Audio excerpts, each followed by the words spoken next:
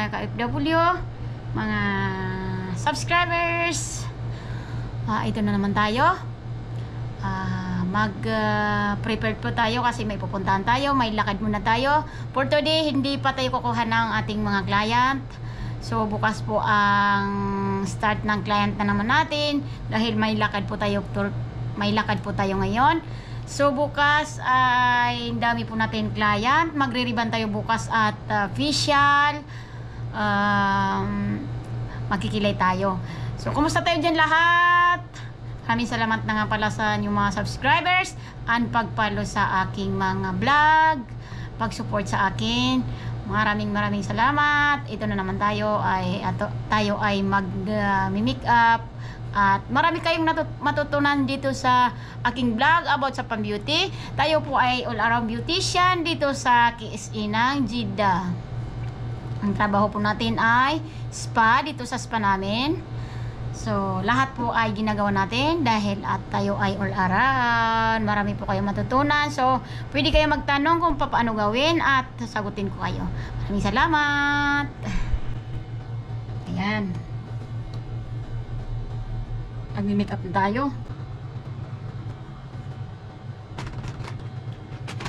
Pinasa na natin.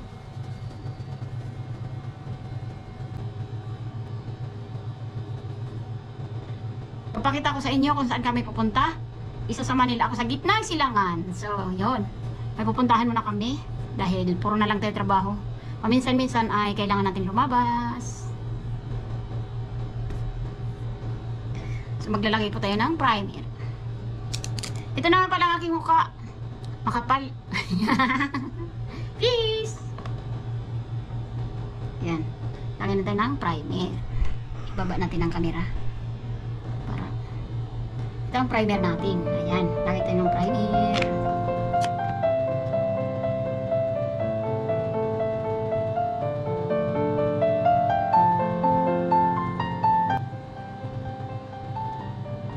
Ang purpose nito, ang primer natin ay para hindi mag-dry ang ating mukha.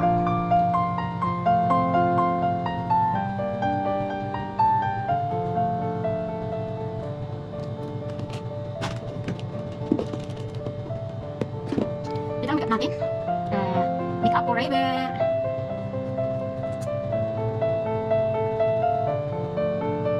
Yan lang muna ang lalagyan natin dahil mag-eyeshadow tayo.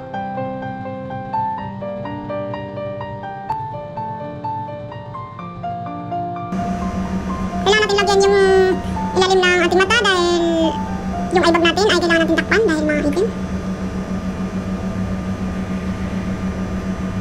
Ay, dito pala sa baba ng ating mata, kailangan natin lagyan. Dito nga, kailangan natin lagyan ang ating dito sa baba ng ating mata dahil kung may eyebag po tayo para matakpan natin.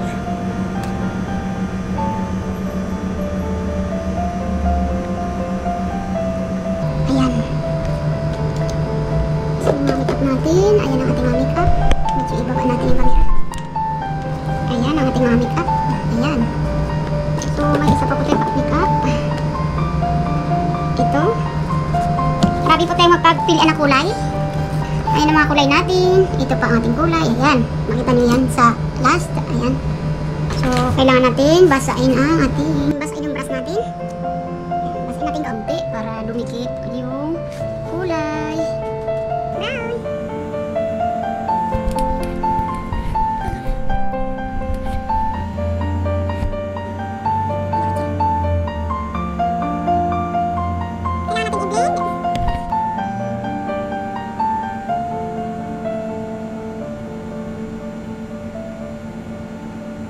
Nagme-make up lang ako pag may pupuntahan ako kasi siyempre para makita ng ating client na hindi lang sa nagagawa ng ating talent kundi sa sarili natin. Kailangan natin i-apply sa ating sarili. Yan. Lalagay nating make up ay orange red. Orange red ang lalagay natin.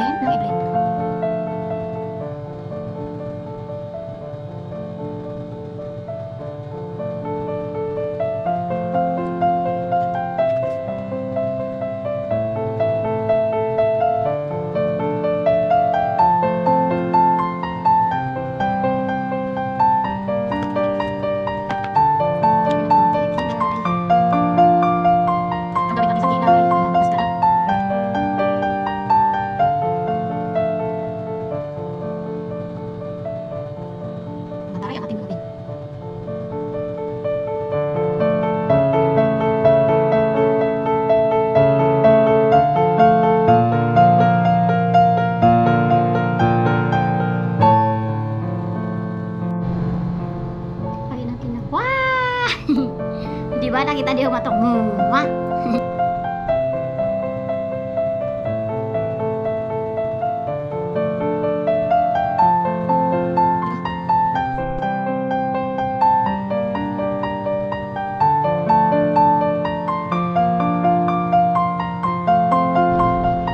Maglalagay tayo ng contour na sa ating ilong.